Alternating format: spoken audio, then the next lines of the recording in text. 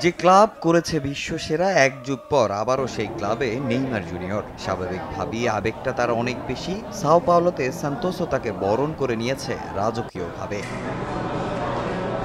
নেইমারকে বরণ করতে Sao Paulo সেজেছে অপরূপ সৌন্দর্যে। রাস্তায় ব্যানার, প্ল্যাকার্ড নিয়ে নেইমারকে আমন্ত্রণ জানিয়েছেন ভক্তরা। সান্তোসের বেশিরভাগ দেয়ালে কিং নেইমারের ছবি এঁকেছেন পাগলাটে সমর্থকরা।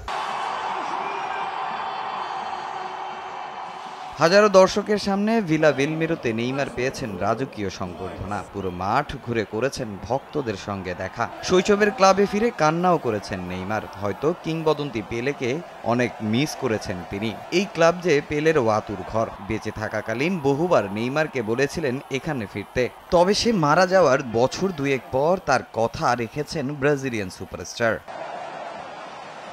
2003 থেকে 2013, এরপর সান্তোস ছেড়ে নেইমার চলে যান বার্সেলোনায়। সেখানে পেয়েছেন বিশ্বসেরার খেতাব। যদিও পিএসজিতে সময়টা খুব একটা ভালো কাটেনি তার। আর আল হিলালে তো বেশিরভাগ সময় ছিলেন ইনজুরিতে। তবে সবসময় নেইমারের মন পড়েছিল এই সান্তোসে। এখন লক্ষ্য একটাই, এই ক্লাবকে কিছু দেয়া।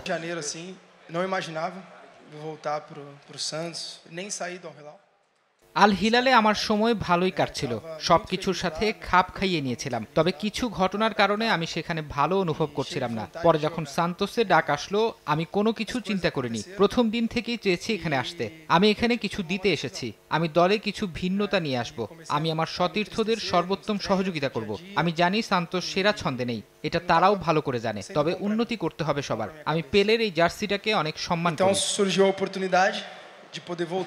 ইনজুরিতে জর্জরিত নেইমার দীর্ঘদিন ধরেই আছেন জাতীয় দলের বাইরে। ক্লাব পারফরমেন্স বিবেচনায় তার থাকার কথাও না। এখানে সেরা ছন্দে ফিরে আবারও জাতীয় দলে ফেরার স্বপ্ন এখন নেইমারের।